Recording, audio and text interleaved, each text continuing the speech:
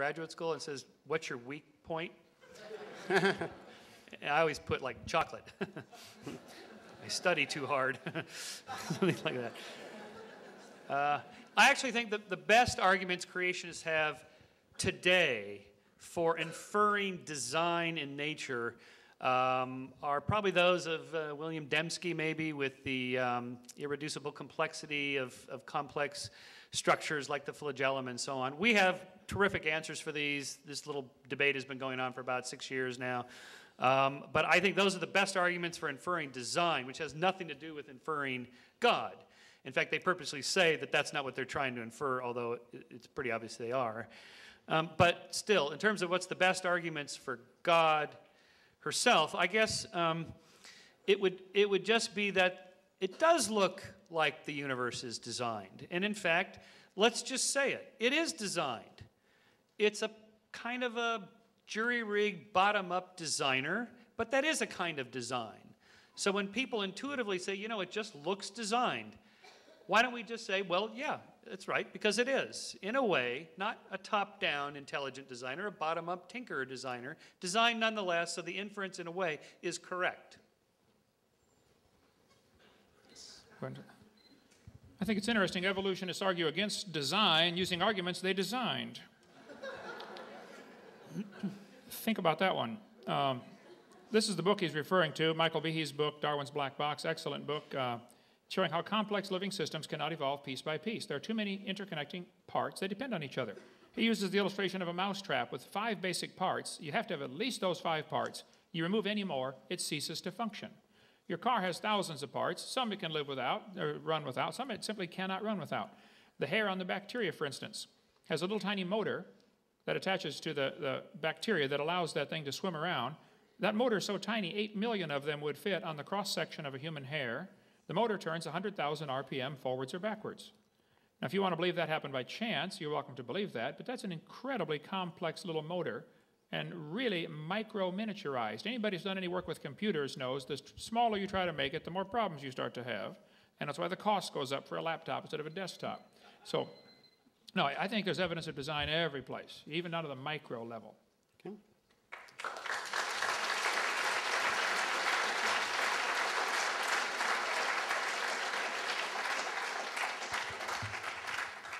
Okay, dinosaurs. What are your opinion on dinosaurs, Dr. Hoven, and where do they fall into the creation versus evolution argument?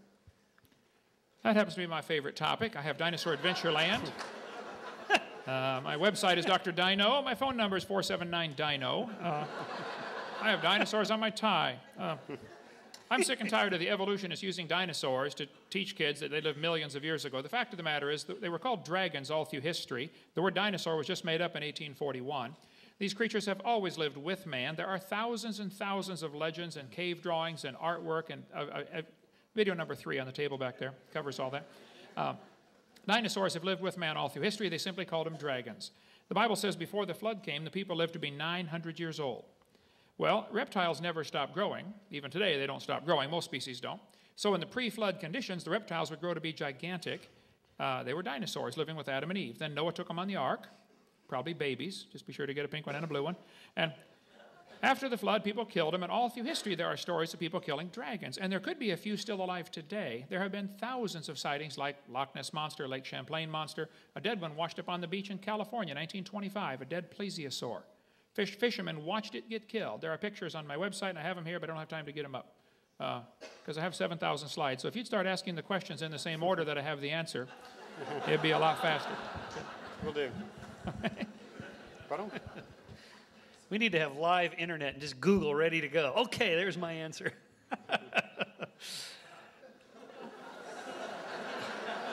Why do you suppose fish died in the flood? How do you explain that?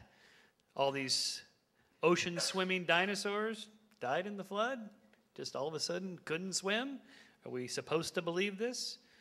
Where in the geological record have you ever seen a dinosaur and a human together? You never have. This is an empirical test. This young lady is shaking her head. Yes, you have seen a dinosaur and a human together? Good. Come see me later. Okay. This would be a falsifiable test of evolution, if you could actually find a dinosaur or a trilobite or whatever and a hominid fossil in the same bed, that would do it. That would be a huge point against evolutionary theory. Has never been found.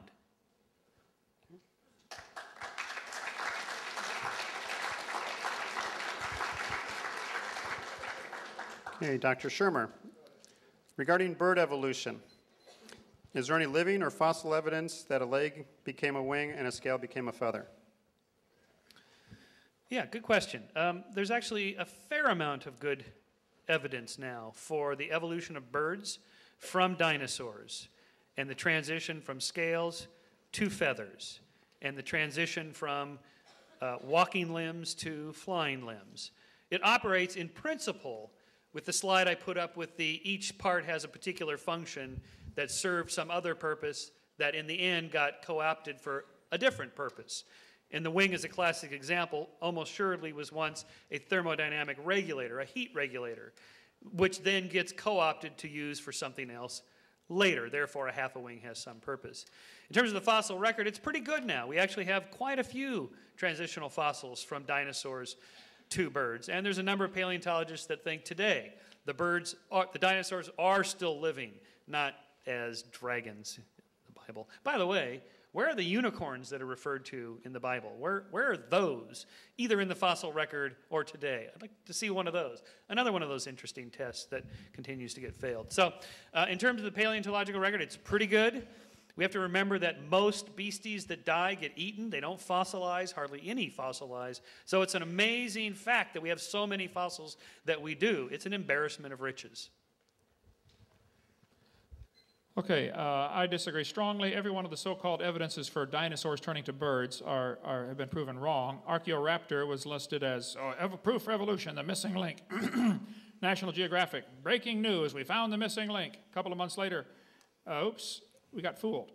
Some Chinese guy glued a bird tail on a reptile and sold it for $80,000 and the Smithsonian bought it.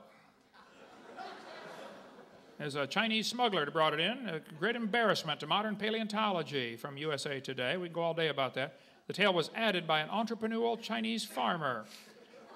Yep.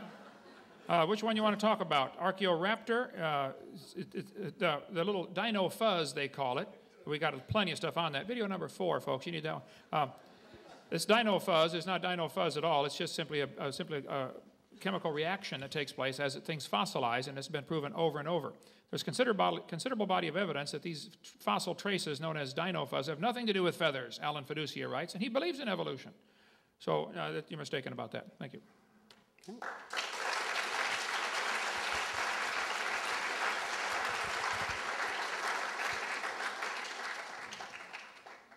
Question for Dr. Hoven. How do you account for most people's belief that the Earth is 4.6 billion years old, carbon dating, radioactive dating, potassium argon dating? Go ahead and put the screen up there while I've got it here. This is the California's Nessie washed up on the beach. California, I told you about earlier, had a neck 20 feet long. Everybody said it was a plesiosaur right up here in California. As far as carbon dating, anybody who believes carbon dating works doesn't understand the problems associated with it. And it's not true to say the majority of people believe in evolution or believe the Earth is billions of years old. The majority of Americans do not believe the Earth is billions of years old. As far as carbon dating, when it was first invented in 1947 to 53, Willard Libby invented it at University of Chicago, got a Nobel Prize for it, and then moved to Stanford. In 1949, the lower leg of a mammoth carbon dated 15,000 years old, but the skin was 21,000 from the same animal. Talk about a